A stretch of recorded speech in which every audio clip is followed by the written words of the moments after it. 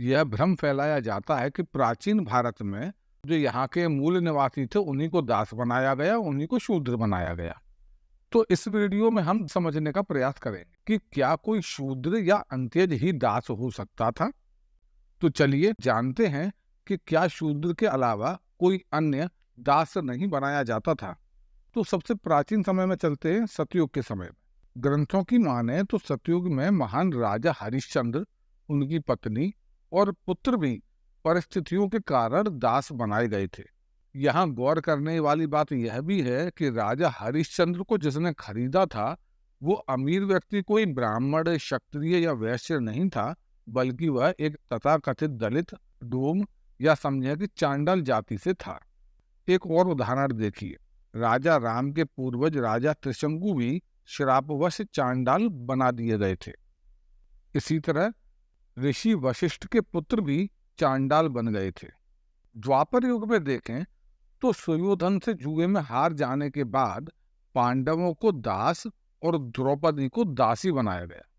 वहां तो किसी ने भी नहीं कहा कि राज परिवार के यह लोग, क्षत्रिय वर्ण के यह लोग दास नहीं बनाए जा सकते।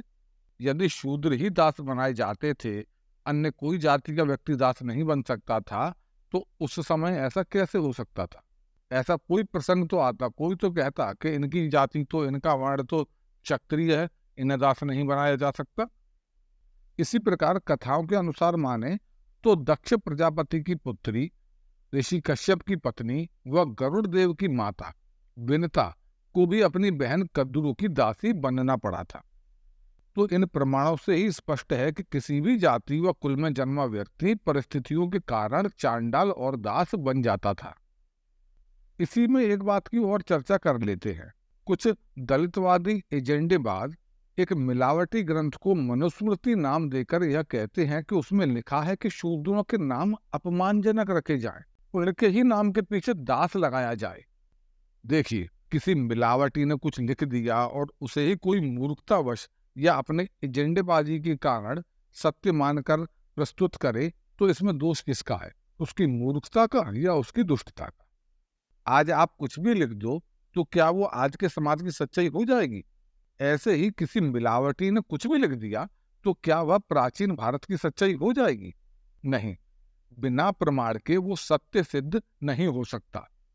यदि वाकई में प्राचीन भारत में इस तथाकथित मनुस्मृति को माना जा रहा था, यदि तब वाकई दास एक अपमानजनक शब्द था, यदि वाकई में यह बस शूद्र के नाम के साथ लगाया जाता था, तो फिर महाकवि कालिदास, संत तुलसीदास, संत रविदास, संत सूरदास, संत रैदास, गुरु अमरदास, गुरु रामदास, माधोदास, जिन्हें बाद में बंदा बहादुर के नाम से जाना गया, महान शहीद जतिन दास आदि अनेकों महान लोगों के नाम के साथ यह दास शब्द कैसे लग गया?